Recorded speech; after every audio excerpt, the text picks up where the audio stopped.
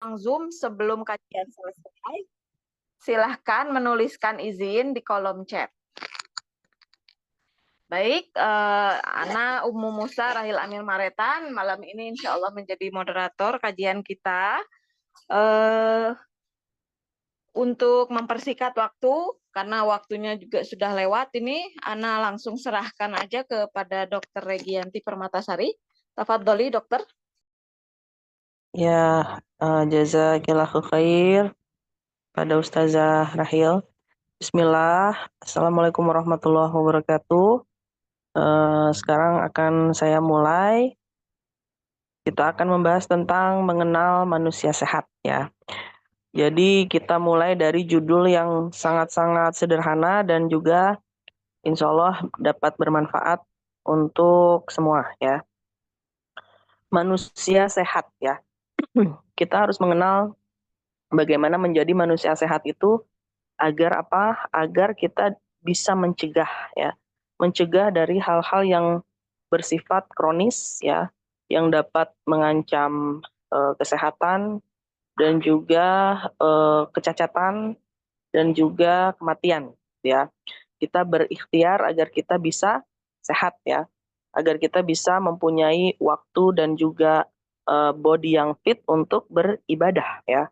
Karena banyak sekali lansia-lansia yang datang kepada saya untuk berobat itu mereka menyesal ya ketika masa muda disia-siakan sehingga pada saat sudah tua renta banyak penyakit yang datang ya sehingga mereka tidak bisa beribadah ya walaupun uh, berjalan ke arah masjid gitu ya. Dan kita pernah lihat juga di beberapa media ya, ada juga bapak-bapak atau ibu-ibu yang walaupun tubuhnya sudah lumpuh ya karena terkena stroke dan sudah tua juga ya, sudah lansia, mereka bersemangat 1 jam ya sebelum azan berkumandang untuk sholat Jumat, mereka sudah berjalan dari rumah. Ya betapa bersemangatnya seseorang lansia yang sudah terkena lumpuh dan juga dia menginisiasi agar 1 jam sebelum dia sudah berjalan kaki dengan terseok-seok ya, dengan tangan yang lumpuh dan kaki sebelahnya yang lumpuh, dengan mengandalkan kaki yang sehat ya dan juga badan sebelahnya yang sehat untuk berjalan kaki ya dari 1 jam sebelum azan berkumandang ya seperti itu untuk sholat Jumat setiap Jumat ya sehingga apa kita bisa mengambil ibroh bahwasanya perlu loh kita untuk mengenal apa sih pengertian manusia sehat ya agar kita masih bisa menginisiasi dan juga mencegah beberapa tahun ke depan ya di saat usia kita mungkin sudah memasuki usia lansia ya 45 tahun agar kita bisa masih sehat, masih bugar ya, mencegah dari berbagai penyakit yang degeneratif atau degeneratif itu generat itu kan suatu perkembangan. Jadi degeneratif itu perkembangannya itu D ya. Jadi menurun ya, perkembangannya menurun. Sehingga kognitif ya seperti dalam penyakit stroke ya, kognitifnya, geraknya, motoriknya itu degeneratif dari diabetes mellitus ya ataupun dari stroke. Stroke-nya dari hipertensi gitu ya. Nah, kita perlu tahu ya, manusia sehat itu sebenarnya apa sih ya? Manusia itu kita bisa lihat kalau secara ilmu kedokteran dari fisik ya. Ya, fisik itu kita punya biologi ya, punya organ-organ, punya hormon, punya saraf, pembuluh darah, vena dan arteri dan juga apa? Dan juga psikiatri dan psikologi ya. Jadi ada yang terlihat dan tidak terlihat. Yang tidak terlihat apa? Yaitu kejiwaan ya. Yang terlihat apa? Walaupun secara superficial kulit, mata, ya, terus fungsi dari ginjal lewat urin, kencing, fungsi pencernaan lewat ya, lewat feses gitu ya. Lalu eh, fungsi pernafasan lewat hidung dan bernafas gitu ya. Lalu fungsi mata ya, mata di situ kita bisa lihat ada juga penyakit-penyakit tertentu yang berkaitan dengan mata ya, degeneratif. Contoh pada diabetes mellitus ya, kalau kita tidak mencegah maka dapat menyebabkan katarak ya. Diabetes itu bisa menyebabkan katarak gitu ya. Nah, kita bisa mengetahui bahwa manusia itu sehat atau tidak ya dari berbagai fungsi yang ada di dalam tubuh. Apakah dia berjalan dengan baik gitu ya. Contohnya apa? Satu ya, kita bisa melihat gender ya, perempuan dan laki-laki. Pada umur sekian, dengan tinggi badan sekian, berat badannya berapa ya. Jadi kita harus mengusahakan agar berat badan kita ideal. Agar apa? Ternyata dengan berat badan ideal kita mempunyai metabolisme yang optimal ya. Kalau kita kegemukan ya, beberapa hormon tidak berjalan dengan baik. Beberapa hormon karena tidak berjalan dengan baik akhirnya mempengaruhi metabolisme sehingga menyebabkan beberapa penyakit ya. Contohnya apa? Pada kegemukan ya.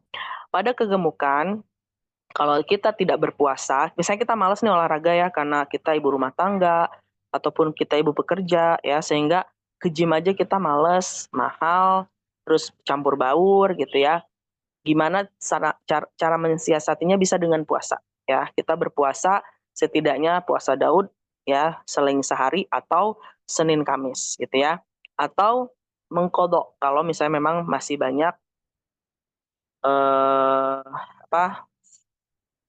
utang ya, utang puasa gitu ya. Nah, dari situ dengan berat badan yang ideal ya, kita dapat mencegah berbagai macam penyakit, Bu ya. Kalau gemuk yang paling sering itu adalah diabetes mellitus ya. Diabetes mellitus ini nanti akan menyerang berbagai pembuluh darah baik besar maupun kecil di dalam tubuh. Contoh, pada otak, pembuluh darahnya ada nggak? Ada ya. Pembuluh darah di otak kalau pecah bisa stroke ya. Lalu mata ya. Di mata juga ada pembuluh darah ya yang mempersarafi dan juga membuat fungsi mata secara optimal. Kalau gulanya tinggi bisa menyebabkan gangguan juga yaitu katarak ya. Sehingga apa? Bisa menyebabkan apa? Kalau katarak kebutaan ya. Lalu apalagi pembuluh darah yang paling besar yaitu jantung. Nah, bisa nggak nanti menyebabkan dari diabetes ini menjadi ada hipertensi atau menjadi ada bengkak jantung, atau dari bengkak jantung itu menjadi ada eh, gagal jantung ya, atau misalnya nanti ada resiko clot ya. Clot itu obstruktif atau pembuluh darahnya itu ada sumbatan ya. Clotnya itu bisa dari berbagai faktor, salah satunya kolesterol gitu ya. Memang bisa dok berhubungan tinggi kolesterol dengan diabetes? Bisa ya, karena biasanya berbarengan ya dari kegemukan itu ya. Lalu apalagi pembuluh darah di badan manusia yaitu ginjal ya. Bisa juga ginjal ini yang membuat pH tubuh kita tetap seimbang ya, yang membuat pH tubuh kita tidak terlalu asam dan tidak terlalu basa ya, yaitu netral. Terus yang kedua, dia yang tempat memproduksi sel darah merah dan juga trombosit ya. Lalu yang ketiga, ginjal juga yang membuat keseimbangan untuk tekanan darah ya. Jadi banyak fungsi ginjal. Sehingga kalau ginjal itu suatu pembuluh darah ya, yang fungsi utamanya itu memfiltrasi semua cairan yang masuk ke dalam tubuh si manusia, lalu nanti di urin ya, difilter lalu diurinkan, dikeluarkan lewat urin. Kalau terganggu berarti nanti ada apa dari diabetes tersebut? Bisa gagal ginjal ya, bisa cuci darah. Apakah cuci darah tersebut memperbaiki dari gagal ginjal? Tidak ya. Semua penyakit yang ada gagal-gagalnya, Bu, itu tidak bisa diperbaiki, ya, seperti itu. Lalu kegemukan juga menyebabkan apa? Lemaknya ada banyak di hati, ya, fatty liver, ya. Kalau terlalu banyak lemak di hati bisa menyebabkan hatinya tidak berfungsi dengan baik, sel parenkim hatinya terganggu, ya, lalu mengeras, ya, sehingga menyebabkan gagal hati juga bisa, ya. Apalagi misalnya sudah gemuk, ya, terus alkoholik gitu ya, itu memperberat dari fungsi dari hati, ya, seperti itu. Nah, sehingga kita harus tahu ya, bahwasanya kalau kita mengikuti sunnah Rasul yaitu berpuasa ya, kita tuh sebenarnya sudah jauh-jauh hari mencegah semua gitu ya, mencegah semua selain olahraga ya gitu.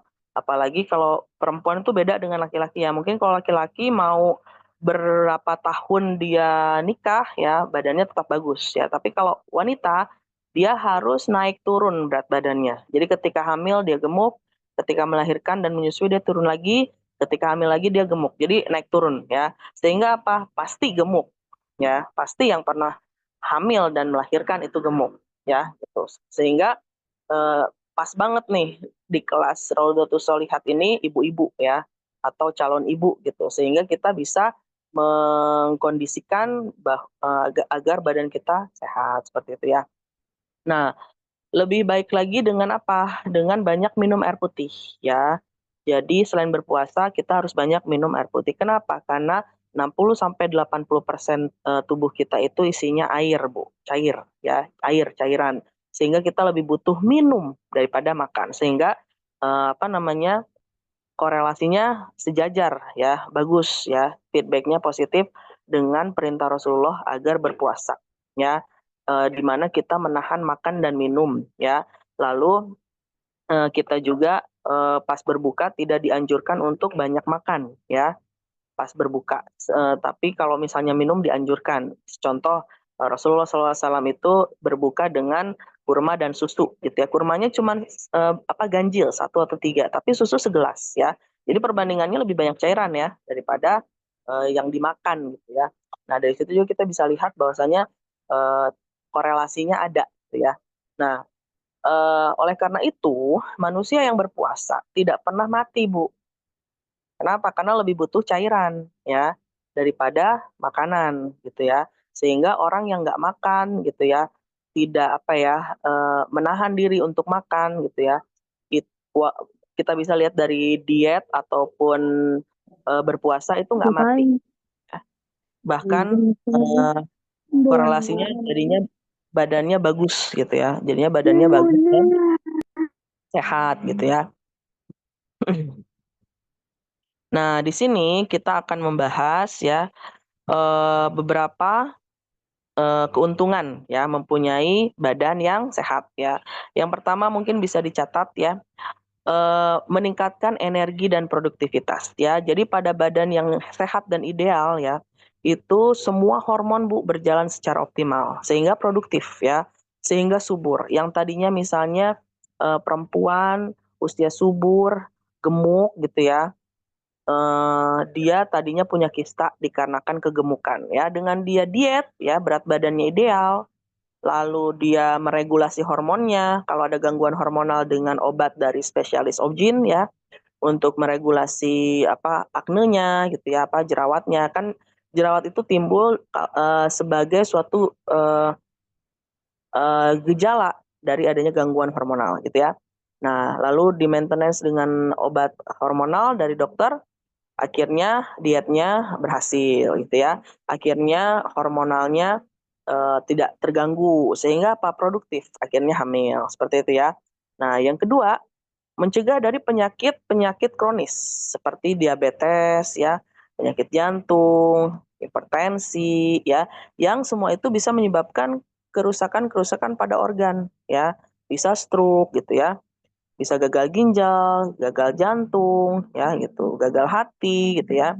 Lalu dengan adanya keuntungan dari badan yang sehat ya, mental juga ternyata jadi sehat Bu ya. Karena beberapa penelitian menemukan bahwa orang-orang yang nge-gym ya, orang-orang yang berat badannya ideal karena berolahraga itu ternyata menimbulkan kesehatan jiwanya meningkat gitu ya. Dia jadi lebih fresh ya dalam berpikir. Makanya ada beberapa asar dan hadis yang menyatakan bahwa dengan berpuasa itu ya sahabat-sahabat dan Rasulullah SAW itu jadi fresh ya pemikirannya. Jadi mereka siap untuk berperang. Salah satunya mereka berpuasa ya, selain meminta kepada Allah agar terijabahnya doa biar menang gitu ya.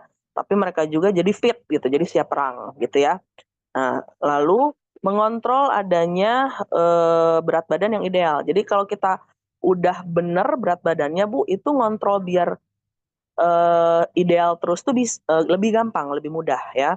Daripada misalnya kita dari awal itu nggak mengusahakan biar berat badannya ideal gitu ya.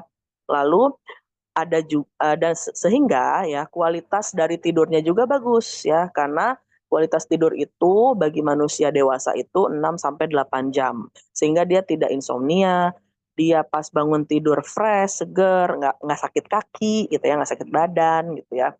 Lalu terciptanya kualitas kehidupan yang lebih baik ya.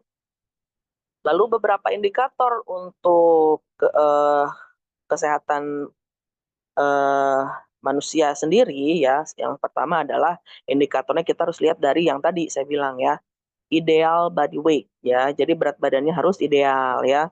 Caranya berat badan dalam kilogram dibagi tinggi badan ya, kan biasanya sentimeter tuh, kemeterin dulu Bu ya. Lalu dikali tinggi badan dalam meter lagi, atau bisa juga eh, kilogram berat badan dibagi tinggi badan dalam meter gitu ya. Tapi dikuadratin dulu gitu ya. Nah, berapa? Nah, kalau 23 sampai 28 itu ideal. Kalau kurang dari 23 terlalu kurus. Kalau lebih dari 28,5 itu bisa overweight dulu, baru nanti obesitas tipe 1, 2 dan 3 gitu ya. Bisa nanti di googling ya. Lalu yang kedua, mengontrol pola makan, Bu. Jadi makannya tuh jangan terlalu, orang Sunda bilang tuh maruk ya, atau orang Betawi bilang maruk gitu. Jadi terlalu apa ya, tidak mengontrol makan lah gitu ya.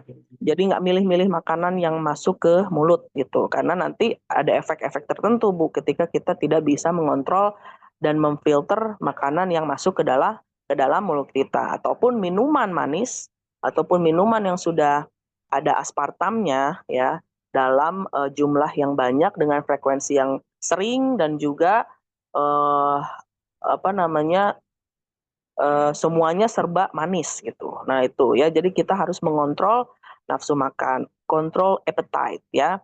Yang ketiga, kita bisa lihat dari warna kencing ya. Kalau kita rehidrasinya bagus, kita minumnya bagus 2 liter sehari atau lebih ya, itu air kencing kita warnanya bening ya. Jadi kalau masih kuning itu normal. Cuman kalau kita cukup, itu warnanya jadi bening, jadi bersih ya. Anggap urin itu seperti kita membersihkan toilet. Ketika kita sikat terus kita bersihkan, itu bisa sangat kinclong gitu ya, nggak ada tuh noda-noda kuning-kuning gitu ya. Nah kita bisa menganalogikan seperti itu. Jadi ketika kita sangat-sangat bersih untuk membersihkan seluruh yang sudah kita makan dan minum dengan air putih ya, itu biasanya warna kencingnya bening, dan dipastikan pasti fungsi ginjalnya bagus ya, asal air putih gitu ya. Nah di sini mungkin masih banyak nih yang minum air putih itu aneh gitu ya, nggak ada rasanya, enak gitu ya, nggak suka gitu ya. Nah boleh dimulai dengan air hangat atau air dingin. Nah dari situ nanti ada kepuasan tersendiri ya, di mana kita merasa minum air putih itu enak gitu ya. Nah lalu normalnya warna ya, normalnya warna BAB ya.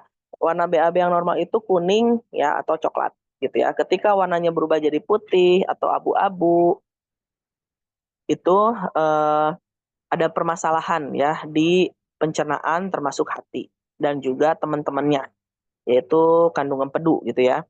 Sehingga kita bisa lihat kalau ada gangguan, berarti kita harus ke dokter gitu ya. Lagu yang kelima, oh ya, bentar. Sebelum yang kelima, biar kita BAB-nya lancar harus gimana sih? Ya, harus cukup minum, harus ada buah dan sayur, harus ada serat, Bu. Ya, serat juga bisa dari agar-agar ya. Jadi kalau pengen praktis kita beli aja agar-agar yang sudah ada di warung ya. Nah, kenapa sih harus dengan serat? Karena dengan serat tersebut, semua yang kita makan yang ada kolesterolnya, lemaknya, terus terlalu manis gitu ya, ataupun racun-racun tertentu, itu tuh nanti diperangkap secara seperti seperti mengikat ya. Nanti tuh nggak di serap Bu sama badan ya, tapi diikat sama serat dan dieekan ya, dikeluarkan lewat BAB gitu ya. Sehingga apa? Bersih Bu usus kita. Oke. Dan EE-nya nggak susah gitu. Jadi harus cukup serat dari buah dan sayur ataupun agar, dan juga minumnya harus cukup ya.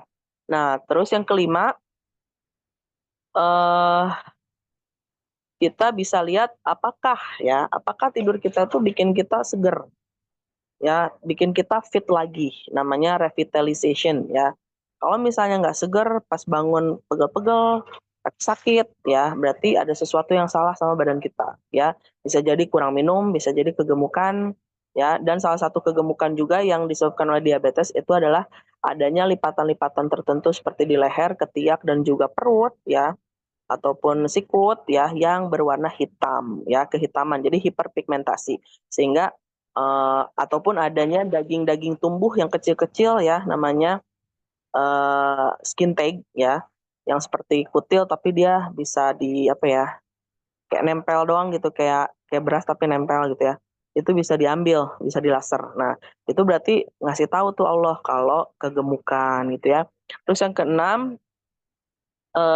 kita juga jarang sakit Bu, ya, resilience to illness.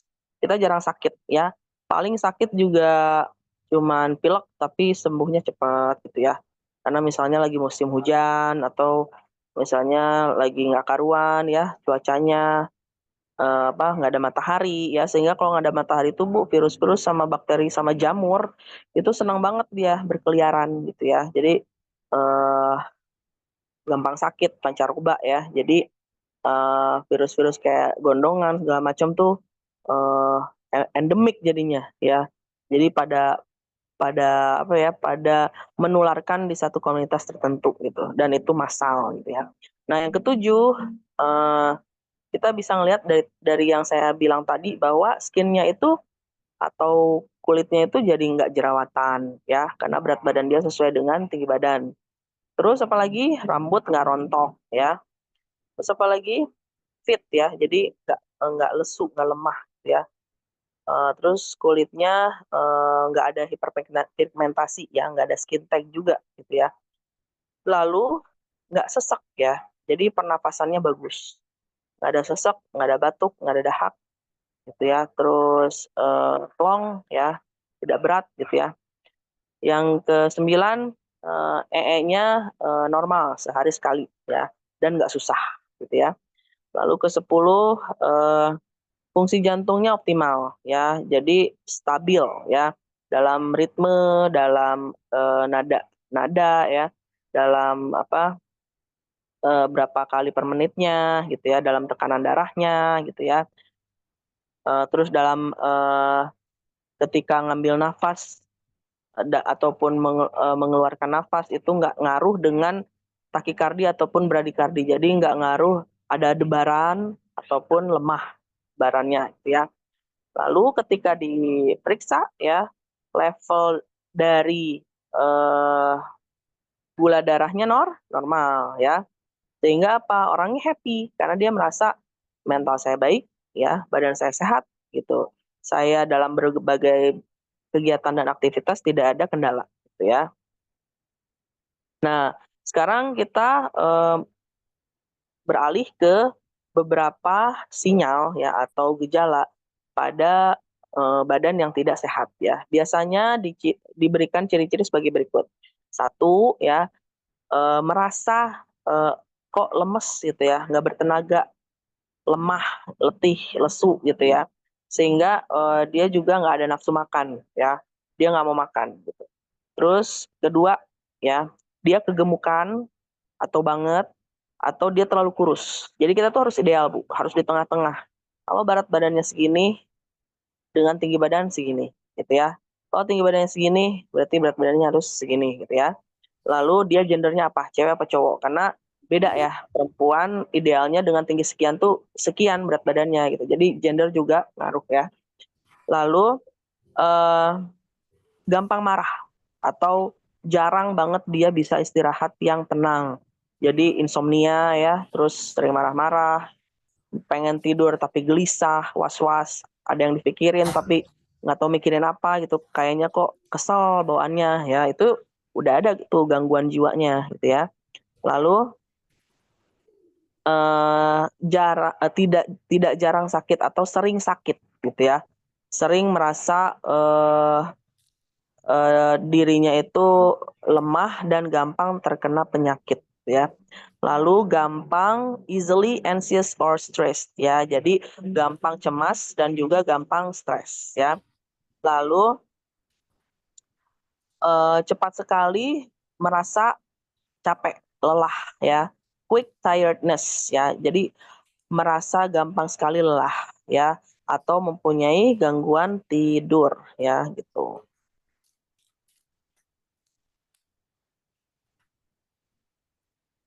Jadi kita harus ngapain ya?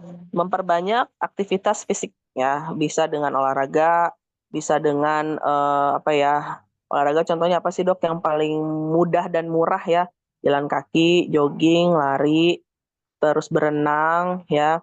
Terus bisa juga kalau yang mahal berkuda ya, lebih mahal lagi golf ya. Terus apalagi ya, macam-macam olahraga yang lain lah ya. Terus bisa juga sering berkebun, nyangkul-nyangkul ya itu aktivitas fisik ya gitu. Jadi tingkatkan yang memang menggunakan otot-otot badan lah gitu. Ya seperti itu atau kita olahraga sendiri di rumah untuk beberapa gerakan tertentu gitu ya. Dan kita rutin dan juga harus apa ya konsekuennya tuh harus jelas gitu. Jadi kalau saya nggak olahraga berarti saya harus ngapain gitu ya. Misalnya hari ini lupa olahraga berarti besok puasa gitu ya. Puasa biar biar ada pahalanya di bawah ibadah. Ya. Yang kedua, kita harus mengatur ya diet. Diet tuh makan ya atau apa-apa yang dimasukin ke mulut kita nutrisinya gitu ya. Sehingga apa? Itu juga mempermudah untuk membuat berat badan secara ideal gitu ya. Jadi kita memfilter nih apa aja nih yang mau masuk ke mulut gitu kan. Jangan segala ada tukang bakso lewat beli, ada tukang somai lewat beli lagi gitu ya. Tukang mie ayam lewat beli lagi gitu ya. Karena saya pernah kayak gitu.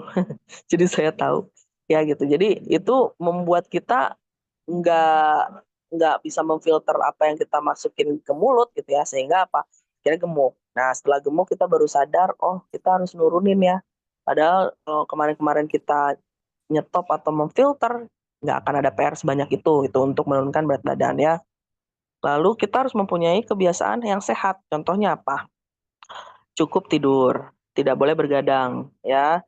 Terus menghindari merokok gitu ya, menghindari minum alkohol gitu ya. Karena ada juga pasien-pasien yang mungkin memang dia tuh habit di kebiasaan di perusahaannya itu tiap malam minggu kumpul bareng minum gitu ya.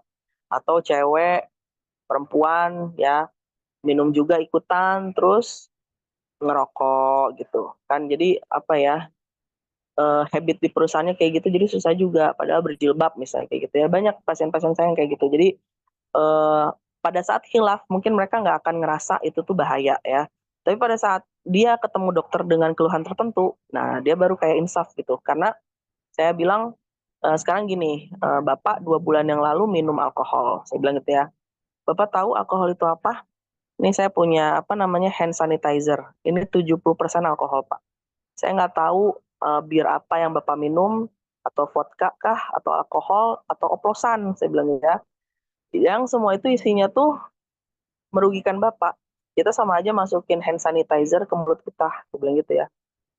"Oh gitu ya Dok, saya baru tahu. Oh berarti yang saya masukin itu semata-mata, suatu barang yang bukan bukan saja haram gitu ya, tapi racun." "Ya iya." "Nah kenapa Bapak baru ngeh sekarang?" Saya bilang gitu ya. "Emang apa Dok,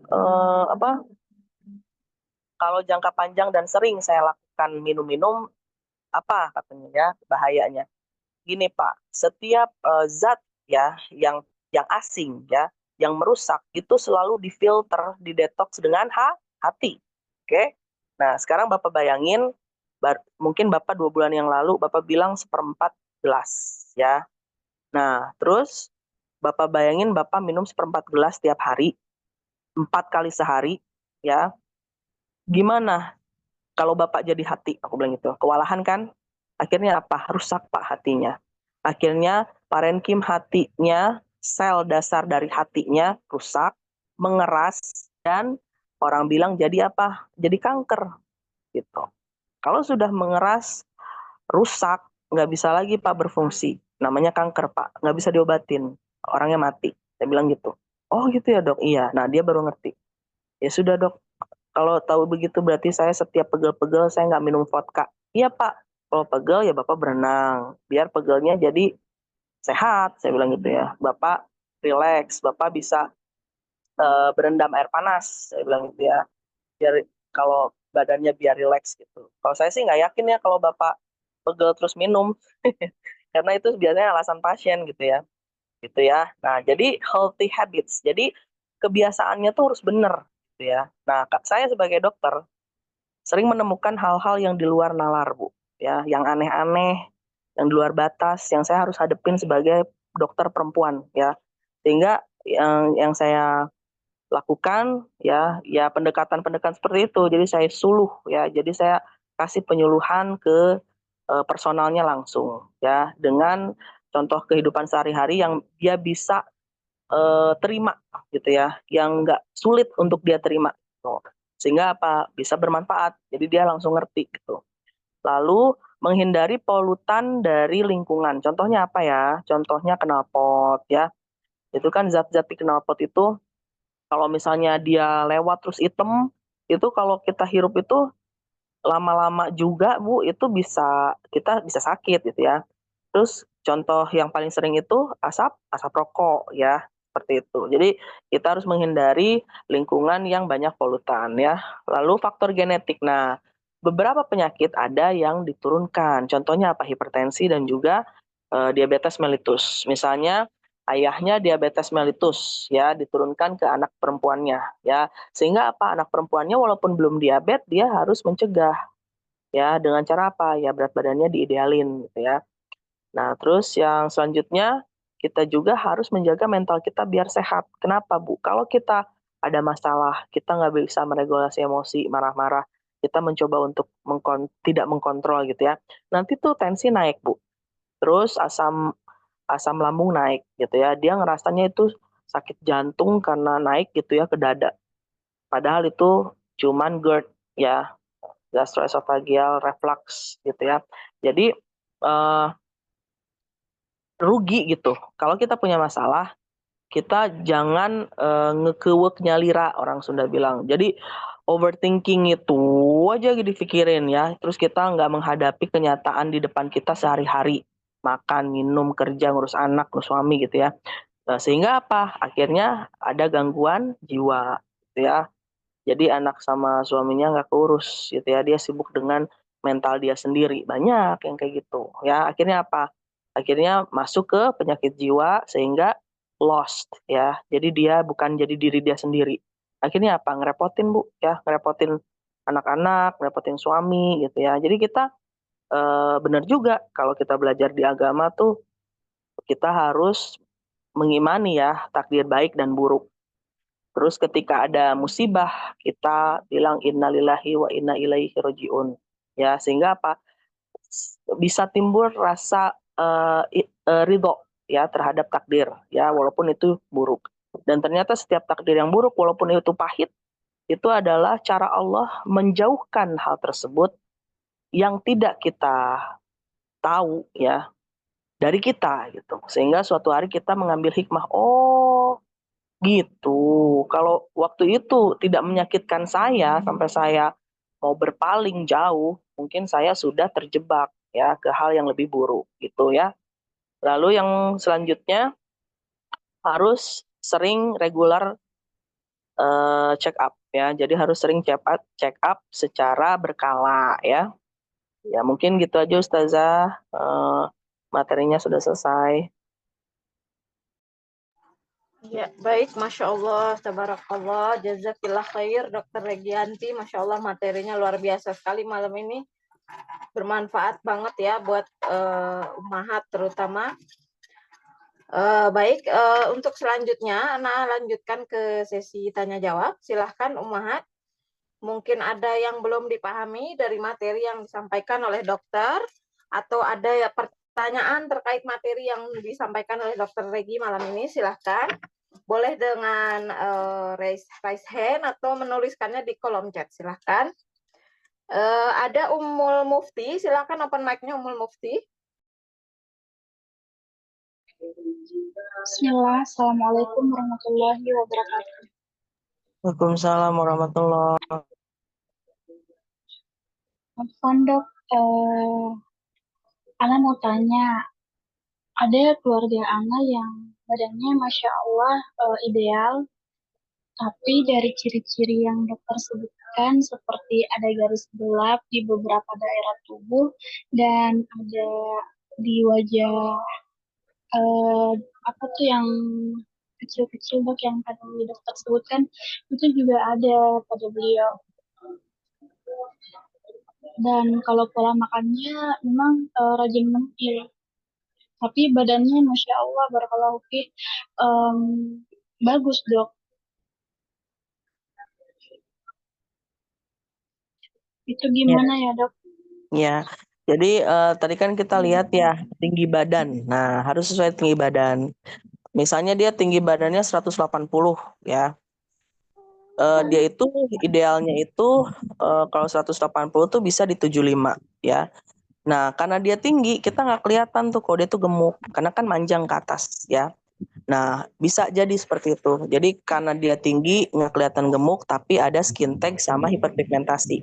Sehingga dia harus ditimbang ya. Apakah lebih dari 75?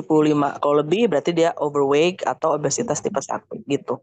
Makanya ada yang tadi, tanda-tanda tadi.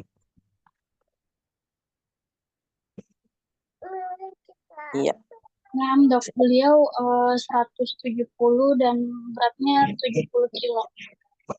Ya, oke.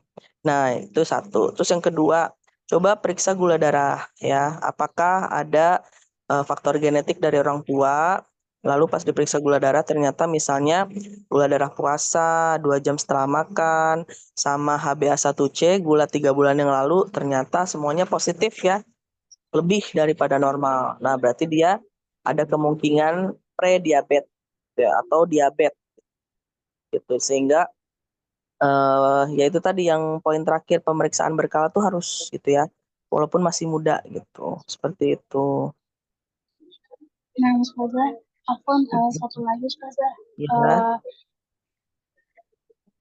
Jadi keluarga ayah saya itu tante-tante saya beliau semua ada diabetes dan juga kakak saya yang laki-laki juga kena diabetes Ustazah. Apakah diabetes itu juga diturunkan. penyakit turunan?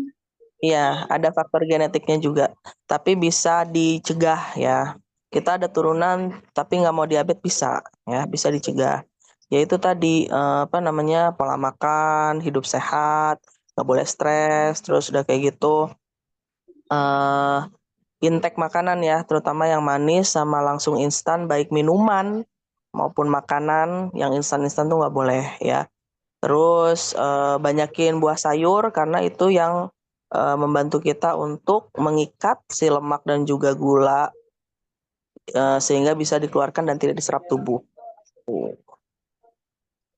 Ustazah, jazakillah khairan wa barakallahu fiik. Iya, wa iyaki. Ya, selanjutnya Ustazah. Baik, semoga terjawab Ummul Mufti, jazakillah khairan. Selanjutnya Ana beralih ke kolom chat, ada pertanyaan dari Ukhti Asrianti. Dok, izin bertanya, saya tinggi badan 150 cm. Sekarang BB 67 kilo. Setelah melahirkan anak ketiga, BB-nya sangat susah turun, dok, terutama bagian perut. Menurut dokter, program diet apa yang paling ideal, aman? Karena saat ini banyak sekali jenis pola diet seperti diet intermittent fasting. Syukron, jazakillah khair, dok. Silakan, dok. Ya, intermittent fasting itu Bu, puasa. Intermittent fasting itu bahasa Inggris artinya puasa yang suka dicontohkan oleh Rasulullah SAW. Intermittent fasting itu 12 jam tidak makan. Ya, selanjutnya 24 kurang 12 berarti 12 ya. 12 jam kemudian boleh makan. Nah, itu teh puasa, Bu. Ya. Jadi intinya contoh aja Rasulullah lah ya. Jadi kita berpuasa itu sudah merupakan jawaban ya dari beberapa penyakit, termasuk menjawab pertanyaan ibu gitu ya. Terus kalau misalnya habis ngelahirin, kenapa sih perutnya suka ngembung ke depan gitu ya? Itu karena ada otot ya, ototnya itu yang ada di kiri kanan dari udel ya. Itu tuh pas kita hamil Bu, dia stretching. Jadi melar ke depan ya. Kalau misalnya trimesternya akhir, dia melarnya ke bawah ya, nurun. Karena kan bayinya mau turun ya. Nah, bayangin kalau kalau hamil dalam setahun sekali, terus anaknya banyak, kayak apa ototnya Bu? Kepake terus kan? Nah, jadi wajar kalau semua ibu yang pernah hamil pasti perutnya besar gitu ya. Terus gimana biar ngecil? Satu, ya tadi diet, terus olahraga. Olahraganya macam-macam Bu, boleh apa aja yang bisa Ibu lakuin. Nggak harus nge-gym, karena yang nge-gym juga banyak mudorot, kecuali gymnya khusus akhwat ya. Terus habis itu Ibu pakai korset ya. Jadi kemben-kemben korset-korset yang orang tua kita sering elu-elukan itu benar ya. Nah, dari situ itu bisa membantu untuk merapetin lagi si otot-otot perut kita gitu ya. Caranya seperti itu, Bu. Dan tinggi badan ibu segitu, berat badan ibu segitu itu masih normal ya. Jadi nggak usah takut. Mungkin maksud ibu pengen 50, boleh silahkan ya. Tapi kalau kurang dari 23 ya, jadi berat badan dibagi tinggi badan dalam meter pangkat 2 ya, ternyata kurang dari 23 berarti itu terlalu kurus ya. Jangan, kalau terlalu kurus nanti gampang sakit. Kalau terlalu gemuk gampang sakit juga. Jadi gimana dong Dok? Ya pertengahan, WhatsApp ya. Pertengahan, segala sesuatu yang pertengahan itu aman. Ya, makanya kan ada angka-angka range normal gitu ya. Kayak misalnya puasa, gula darahnya normalnya 75 sampai 115. Range-nya segitu. Kalau gula darah kamu pas puasa segitu, ya kamu aman gitu. Jadi wasop, tidak terlalu hipoglikemi kurang ataupun hiperglikemi gitu ya. Jadi pertengahan gitu ya. Ya, lanjut Ustazah. Ya, baik, semoga terjawab Ukti Asrianti. Selanjutnya ada pertanyaan dari Ukti Yasmin. Izin bertanya Dok, kalau tensi darah sering turun dan gula darah turun, tiba-tiba sering lemas dan sehari-hari sering ngantuk dan tidak fokus. Asupan yang baik apa Dok? Sementara kadang jika ditambah asupan susu atau asupan lainnya pernah tiba-tiba kolesterol. Silakan Dok. Iya, bisa jadi satu, malas makan ya. Bisa jadi yang kedua ada penyakit kronis yang belum ketahuan sampai sekarang atau nggak ngeh gitu ya. Contohnya penyakit kronis itu apa? TBC paru ya. Jadi itu kan penyakitnya menahun gitu ya. Harus sedini mungkin ketahuan. Contohnya diapain di ronsen gitu ya. Nah, jadi itu satu kalau dia TB. Terus yang kedua ada kanker ya. Yang ketiga malas makan. Ada orang-orang kayak gitu yang malas makan. Sehingga apa? Akhirnya dia malas minum juga, kulit kering ya, terus kayak bersisik gitu ya. Terus lemes, terus udah kayak gitu anemi. Nah, itu hati-hati ya. Bisa jadi ada juga penyakit autoimun ataupun penyakit virus ya, seperti HIV AIDS gitu ya. Sehingga apa? Ya berat badannya idealin deh gitu ya. Kalau misalnya pengen, apa yang harus dilakukan Dok? Ketika lemes, terus nggak mau makan, nggak nafsu makan, tensi juga rendah, gula juga rendah, ya silahkan makan kalau tidak ada penyakit-penyakit yang tadi ya. Caranya gimana? Minum suplemen untuk nafsu makan dari kunyit-kunyitan, dari temulawak, dari kunyit ya, dari jahe-jahean. Contohnya apa? Mereknya kurkuma gitu ya. Sehingga apa? Nanti naik berat badan sedikit demi sedikit dan pasok juga dengan protein dari hewani dan nabati. Contohnya apa? Tempe, tahu, kedelai, susu, terus susu sapi, keju, daging, ikan gitu ya. Jadi nanti dari situ naik tuh berat badannya gitu ya. Oke. Ya, silakan Ustazah selanjutnya. Ya, baik. Semoga terjawab, Ukhti Yasmin. Selanjutnya dari Ukhti Risna. Assalamualaikum, izin bertanya dok. Bagaimana jika IRT yang nggak bisa olahraga, full hari-harinya mengurus keluarga, anak-anak yang masih kecil? Kebayangkan dok, bisa makan dan mandi dengan tenang aja sudah alhamdulillah banget. Ya, Nggak bisa olahraga, itu nggak apa-apa dok. Jazakillah ya, khairan. ya, ya. Nah, ibu screening dulu ya, kebutuhan ibu apa. Kalau berat badan ibu ideal, ibu nggak usah tuh ngerasa badan ini nggak sehat ya. Ibu berat badannya ideal karena banyak ibu-ibu IRT itu yang ngurus rumah tangga iya, ngurus suami iya, ngurus anak iya, ngurus dapur iya, menyusui juga iya, badannya ideal semua bu. Banyak yang kayak gitu ya. Ada juga yang udah seperti itu tapi masih gemuk-gemuk aja, mungkin dari KB ya. Makanya KB hormonal itu tidak dianjurkan ya. Tapi kalau misalnya dia menyusui, ya mau apa lagi ya, kalau dia nggak mau pakai kondom ataupun IUD, bisa dengan KB suntik hormonal yang progesteron derivat, ya turunan progesteron. Tapi apa? Bisa jadi gemuk, terus nanti nggak mens, akhirnya badannya bengkak gitu ya, kayak badannya gemuk gitu ya. Itulah apa ya, ujian-ujian seorang wanita ya gitu. Sehingga kalau ibu mau sehat ya, KB suntiknya yang bisa mens ya gitu. Tapi KB suntik yang bisa mens pada ibu yang hamil menurunkan produksi ASI ya, sehingga pilihan ibu kalau misalnya lagi menyusui, progesteron yang 3 bulan sekali suntik, IUD yang dipasang ataupun kondom ataupun yang terakhir azel ya itu, atau KB kalender. Kalau KB kalender itu harus tahu dan pasti tanggalnya. Kalau nggak tahu pasti tanggalnya, misalnya kadang 32 hari, kadang 30, kadang 31, jangan pakai KB kalender, pasti hamil Bu. Ya, tapi yang 28 hari. Jadi dia signifikan terus saja 28 28 28 28 28. Jadi dia tahu pada saat pH vaginanya asam ya, itu dia melakukan hubungan gitu ya, sehingga nggak jadi tuh, nggak jadi anak gitu ya, seperti itu ya. Jadi apa yang harus dilakukan ya, jadi screening dulu ibu kebutuhannya apa. Kalau BB-nya normal ideal ya nggak usah olahraga ya, tapi BB-nya udah ideal nih dok, tapi perutnya ngegembung, silahkan pakai korset gitu ya. Kalau misalnya disesar gimana dok? Kapan tuh pakai korset? Langsung ya, kalau disesar boleh pakai korset. Terus kapan melakukan olahraga untuk memperkuat otot perut gitu ya?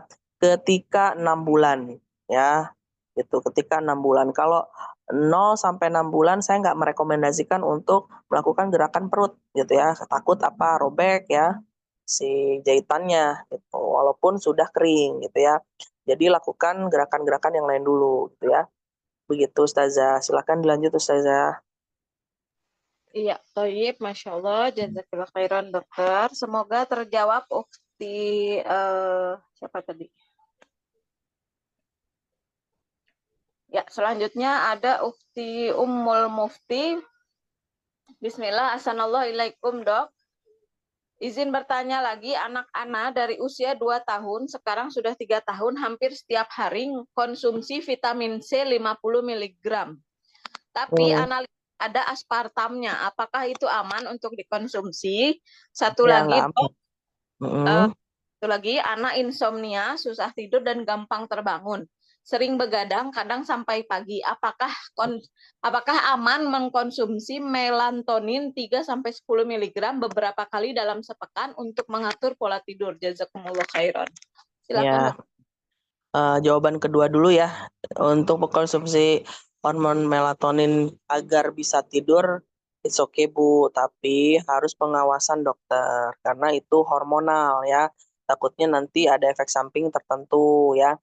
Terus biasanya melatonin juga, saya nggak tahu sih ya apakah itu dijual bebas kayak di TikTok ataupun Tokopedia dan Shopee ya. Cuman harus dengan anjuran dokter ya. Kalau bisa jangan 3 kali Bu, itu kebanyakan ya. Sehari sekali aja. Dan itu pun kalau ibu nggak bisa tidur. Jadi bukan kayak makan obat sehari 3 kali, nggak boleh ya Bu. Itu satu. Terus yang kedua, semua jenis makanan dan minuman yang mengandung aspartam itu bisa menyebabkan diabetes mellitus pada anak ya. Jadi anaknya jangan sering jajan, mendingan ibu bikin sendiri di rumah, repot-repot bikin nugget, repot-repot bikin sosis solo, repot-repot bikin arem-arem gitu ya, daripada ibu ngasih duit ya, terus tiap hari anaknya jajan di warung depan rumah. Nah ya, itu kenapa bisa diabetes mellitus pada anak. Kalau sudah diabetes mellitus disuntik-suntik bu anak kecil kan kasihan, ya nggak? Tega nggak? Nggak tega kan? Nah itulah ya, jadi mendingan dia itu kalau mau manis ya pakai gula yang ada di rumah ya, bukan yang gula pemanis buatan yang ada di saset-saset ataupun di vitamin-vitamin C yang beredar gitu ya. Kalau ibu pengen ngasih vitamin C sama ibu dikasihlah jeruk, dikasihlah pisang, dikasihlah tomat gitu loh Bu. Ya ibu jus gitu, ibu bikin es krim boleh, ibu bikin spaghetti dari tomat, bumbunya, bumbu spagettinya boleh gitu ya. Terus ibu bikin lasanya ya, spagettinya rasa bolognese terus dari tomat yang di blender tapi direbus dulu boleh Bu ya. Jadi macam-macam caranya ya. Jadi manusia sehat itu ya manusia yang dia itu makan makanan yang dari alam ya. Ketika dia makan makanan yang dibuat, diproses dengan beberapa tahapan, dipanaskan lagi ya. Contohnya apa sih? Contohnya semua bentuk yang frozen, semua bentuk ciki dan juga kue yang ada di beberapa minimarket itu, semua jenis minuman itu yang ada di botol yang langsung minum ya, yang tidak diolah susah-susah.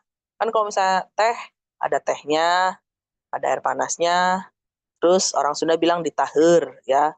Jadi dikasih tuh air panas gitu kan, baru kasih gula gitu kan. Nah itu lebih sehat Bu daripada ibu beli merek si itu tuh yang langsung ibu buka botolnya kemasannya langsung ibu minum glek glek glek glek. Gitu Bu. Jadi jadilah manusia yang balik ke alam. Back to nature tuh bener. Bener banget ya ada istilah itu. Karena kita tuh dari alam Bu.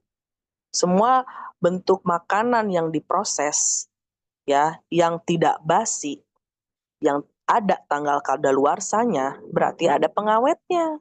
Ya, aspartam fungsinya cuma dua.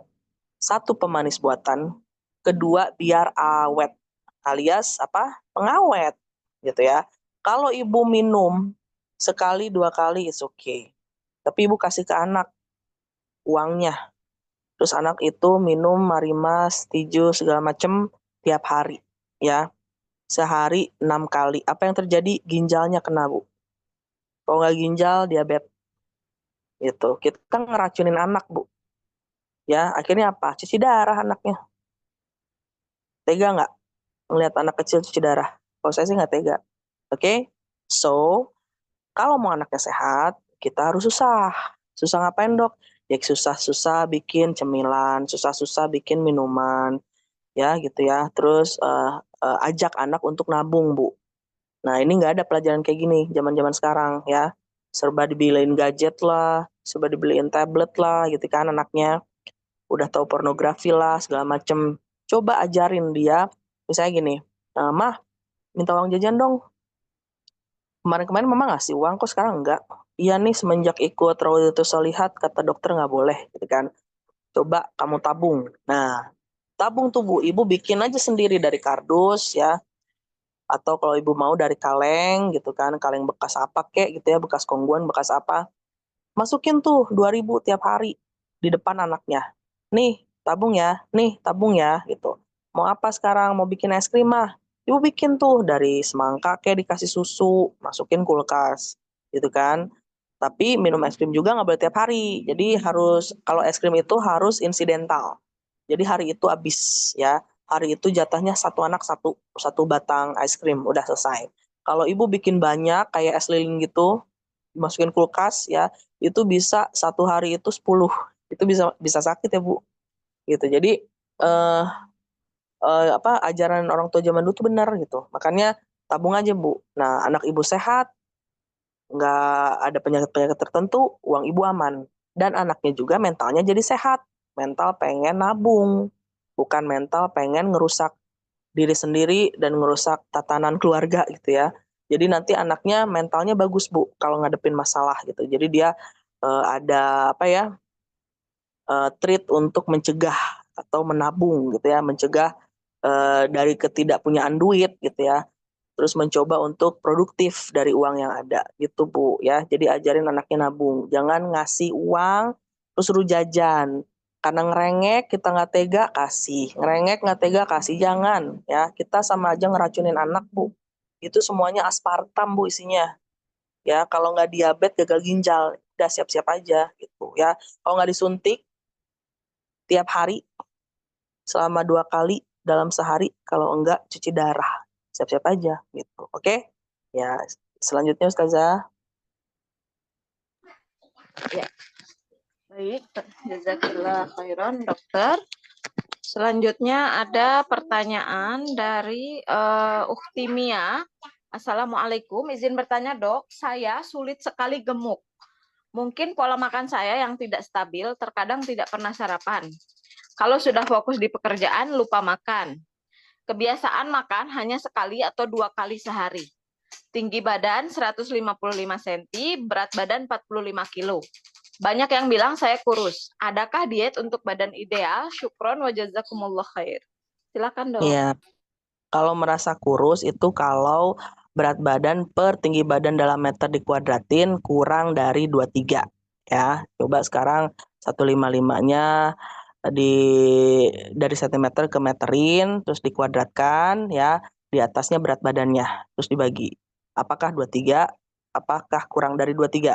Kalau kurang dari 23, untuk meningkatkan massa otot adalah dengan karbohidrat dan protein tinggi. Ya, proteinnya harus dari hewani dan nabati. Contoh, Mbak sekarang masak ya, misalnya apa ya, gulai ayam tapi ada tahunya, itu bagus ya. Terus besoknya Mbak masak lagi tempe mendoan sama ikan goreng, bagus gitu ya. Terus snacknya susu kedelai sama susu sapi, ya itu bagus. Jadi nanti naik tuh pasti berat badannya naik gitu ya. Dan itu harus konsisten. Jadi harus tiap hari seperti itu ya. Karbohidratnya apa dok? Ya nasi, apalagi ya nasi lah. Terus apalagi buah-buahan. Buah-buahan juga kan fruktosanya itu gula ya. Cuman dia harus dicerna dulu. Kalau gula buatan yang ada di cair ya, yang kayak apa ya, gula yang dicairkan itu kan nggak diproses dulu, makanya gulanya tinggi. Tapi kalau gula di buah-buahan itu kita harus ngunyah dulu, dicerna lama, baru fruktosanya keluar, diserap sama tubuh gitu. Ya, lanjut Ustazah. Ya, baik. Selanjutnya dari Raise Hand ada Ustazah Halidah Kuda. Silakan Ustazah. Ya, silakan Ustazah. Assalamualaikum Dokter Regi. Salam Ustazah. Ustazah. Iya, Afwan, Anda mau tanya, kalau ini dok apa yang dicek secara berkala untuk tahu kita sehat atau enggak itu apa aja dok setiap bulan gitu? Oke, siap. Oke, udah itu aja Ustazah. Terus ada lagi, Ya, kalau boleh. misalkan ada orang obesitas ya dok, dia beratnya sampai 120 up lah, terus dia kena diabetes mellitus tingkat 3, terus kolesterol hampir tingkat 3, terus kemudian dia punya tekanan darah tinggi sampai 110. Itu apa ya dok ya? Apa yang harus dilakukan pertama gitu untuk maksudnya biar recovery gitu? Jazakillah khairan dok. Ya, wa iyaki Ustazah. Bismillah, saya coba jawab. Yang kedua dulu ya. Nah, jadi kalau ada kasus nih, ada perempuan atau laki-laki, terus dia obesitasnya tingkat 3 ya. Tingkat 3 itu udah 100 lebih ya. Terus karena kondisi dia yang seperti itu, dia kena hipertensi, kena diabetes, terus apa namanya, dari situ bisa ada ke arah stroke atau gagal ginjal gitu ya. Apa yang pertama kali harus dilakukan gitu ya? Pasti itu berhubungan dengan nafsu makan ya. Nafsu makan dia gede banget. Dia suka jajan. Karena saya mantan obes ya. Jadi saya tahu apa namanya, secara personal orang-orang yang gemuk gitu ya. Jadi kami tuh tidak punya rem untuk nggak makan. Susah banget ya. Ngelihat somai dikit pengen, ngelihat mie ayam lewat pengen, ngelihat ketoprak lewat pengen, semua hampir yang lewat kompleks dimakan ya. Nah, itu controllingnya bukan dengan nasihat, tapi dengan pola pikir ya, dan juga sesuatu yang selalu bergejolak di otak, yaitu pengen makan, pengen makan, pengen makan, pengen makan. Nah, gitu ya. Nah, sehingga apa? Harus diberitahu satu hasil lab dulu. Nah, dari situ dia akan kaget. Ya, kalau kaget nanti ada inisiatif dia untuk harus gimana saya, gitu kan. Yang pertama harus dilakukan adalah dia harus menyadari bahwa dia itu punya desire ya, atau hasrat untuk selalu makan. Nah, itu yang harus dikontrol ya. Nah, dikontrolnya itu nggak bisa langsung diet yang sehat, bersih, clean food katanya ya. Clean food tuh nggak bisa ya. Jadi dia nggak bisa langsung disuruh makan sepiring isinya cuma alpukat, stroberi, kacang almond sama telur tuh rebus tuh nggak bisa ya. Jadi dia pertama kali itu seperti di tapering off. Jadi dia makan misalnya sehari itu 4 kali ya, satu piring penuh gitu ya. Itu kurangin dulu. Misalnya tetap 4 kali tapi piringnya itu jadi setengah porsi gitu ya. Itu kalau dia bisa seperti itu bagus banget ya. Dan itu harus dijadwalkan hanya untuk seminggu. Nah, dari situ, dari setengah, jadi lauknya ya. Nasinya udah setengah nih. Tinggal kita banyakin lauknya ya. Kenapa? Karena permasalahan kedua, selain hasrat untuk ingin makan, kita butuh untuk kenyang. Kalau kita kagak kenyang, hasrat makannya terus ada, itu pengen makan terus, Bu. Ya, pengen makan aja gitu. Sehingga apa? Buatlah dia kenyang gitu ya. Dari apa? Oke, nasinya udah setengah nih, masih 4 kali. Lauknya banyakin, Bu. Jadi ada ikan gitu ya, setengah badan ikan gitu ya. Terus nanti ada telur rebus sama misalnya capcay gitu ya. Dengan seperti itu nanti kenyangnya itu dari lauknya. Nah, itu programin tuh seminggu. Kalau dia udah bisa konsisten seminggu, nanti baru nasinya jadi 1/4 ya, tambahin jus buah. Karena si lauk-lauknya itulah yang bikin kenyang. Nah, itu yang diperlukan oleh orang yang gemuknya super alias obesitas tipe 3 ya, grade 3. Nah, dari situ nggak bisa langsung olahraga yang nge-gym, Bu, ya. Kayak treadmill tuh nggak bisa. Yang ada nanti lututnya sakit ya. Karena selama ini berat badannya udah nopang obesitas tipe 3, langsung disuruh jogging atau treadmill dengan kecepatan sekian tuh nggak bisa. Jangan nyamain personal obes 3 dengan olahraga yang berat badannya cuman overweight, nggak bisa ya. Jadi dari situ dia harus jalan dulu ya. Jalan-jalan misalnya di alun-alun, jalan-jalan di kayak misalnya Car Free Day gitu kan, atau taman-taman yang ada di kota lah gitu ya. Nah, dari jalan itu dia juga harus konsisten ya gitu. Misalnya seminggu jalan kaki tiap Jumat dan Sabtu. Nah, boleh. Kenapa? Karena ternyata untuk bisa menurunkan berat badan itu minimal seminggu itu hanya 1 kali olahraga dengan durasi 45 menit, pemanasan 10 menit, terus 30 menit inti ya, lalu 5 menit itu pendinginan. Cuman sekali seminggu. Ya, itu bisa membakar lemak-lemak kalori yang 6 hari kemarin. Apalagi dilakuin tiap hari.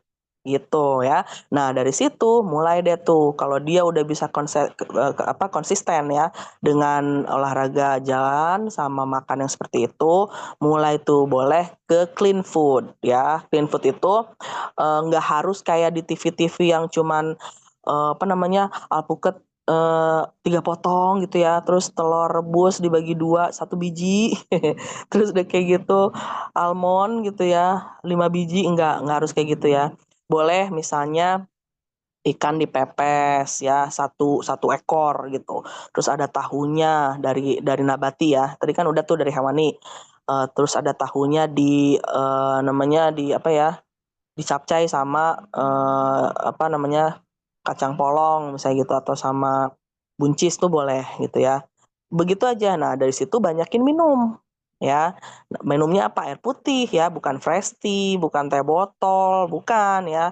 Karena itu ada aspartamnya dan pemanis buatan gitu ya. Jadi sama aja bohong gitu ya. Boleh nggak air putihnya pakai es? Boleh. Ya, kan dia air putih.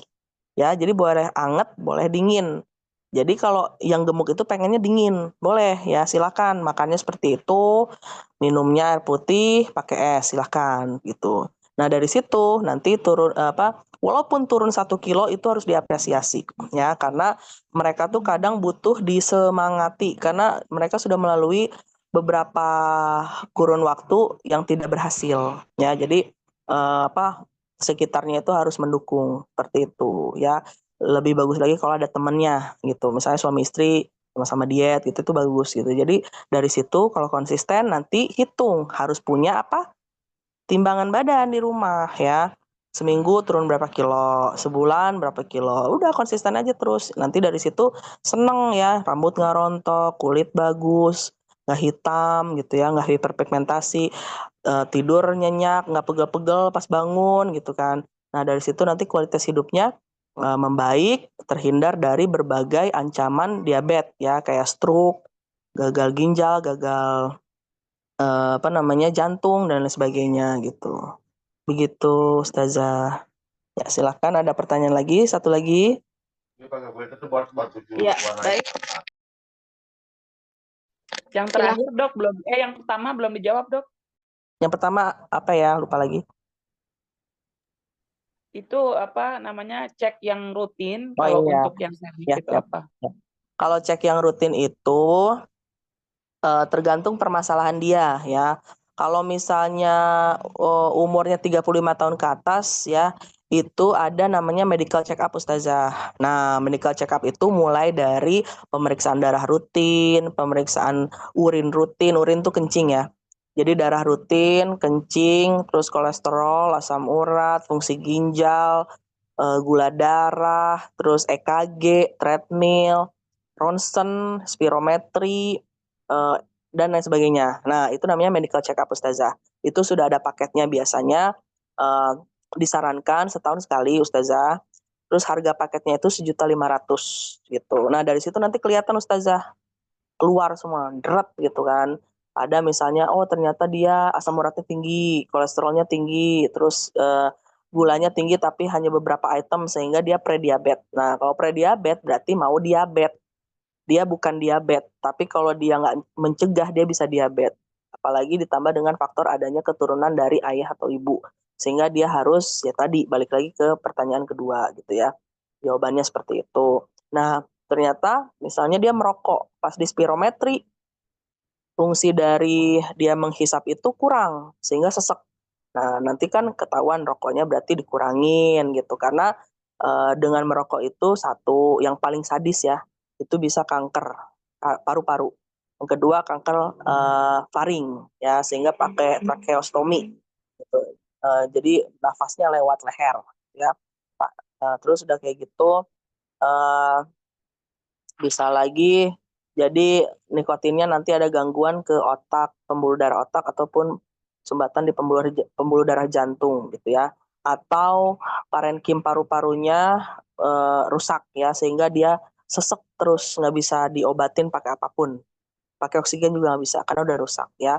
Nah, sehingga nanti dari situ dengan penyuluhan, penjelasan dan juga hasil medical check up, dia bisa meningkatkan keinginan dia untuk menjadi sehat gitu. Jadi medical check up biasanya harga paketnya 1.500.000 dan dianjurkan setahun sekali gitu Ustazah.